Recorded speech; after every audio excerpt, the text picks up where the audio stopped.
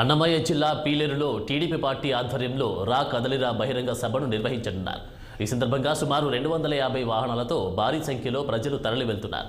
దీంతో పార్టీ కార్యకర్తలు మార్గమధ్యలో టిఫిన్ ఏర్పాటు చేశారు. రాబోయే ఎన్నికల్లో టీడీపీ పార్టీనే అధికారంలోకి వస్తుందని పార్టీ నేత రాంప్రసాద్ రెడ్డి ధీమా వ్యక్తం చేశారు. కార్యకర్తలందరూ కృషి చేసి టీడీపీని భారీ మెజారిటీతో గెలిపించాలని ఆయన పిలుపునిచ్చారు.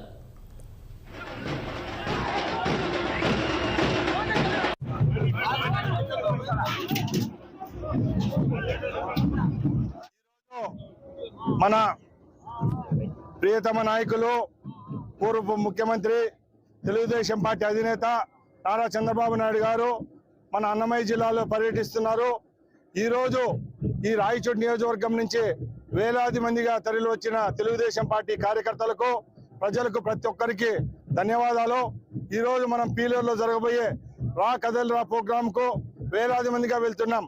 ఒకటే, గత 5 సంవత్సరాలుగా ఈ రాష్ట్రంలో నెలకొన్న దుర్భిక్షము పోవాలంటే రేపు మరొక్కసారి చంద్రబాబు నాయుడు గారు ముఖ్యమంత్రి కావాలి. మన బిడ్డలకైతేనేం, కార్మికులకైతేనేం, కర్షకులకైతేనేం, రైతులకైతేనేం ఒక సువర్ణ యుగం రావాలంటే మరొక్కసారి మన ప్రియతమ నాయకుడు నారా చంద్రబాబు నాయుడు గారిని ముఖ్యమంత్రి చేసుకునే విధంగా మనం ముందుకెళ్ళాలి. తప్పకుండా ఈ ప్రోగ్రాంకు ఎప్పుడూ లేని విధంగా మన రాయచోటి నుంచి ఇన్ని వేలాది మందిగా కార్యకర్తలు వస్తున్నారంటే ఒక్కటే స్పందన.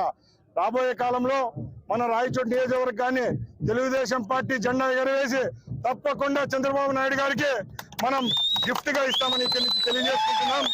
అలాగే ఈ కార్యక్రమంలో పాల్గొన్న కార్యకర్తలు సురక్షితంగా మన గమ్యస్థానానికి పోయే వరకు అందరూ ఎల్లవేళలో వెహికల్స్ అయితేనేం, బైకుల్లో అయితేనేం, బస్సుల్లో అయితేనేం పోయేటప్పుడు అందరూ భద్రంగా వెళ్ళవలసిందిగా మరొక్కసారి కోరుకుంటూ సెలవు తీసుకుంటాను.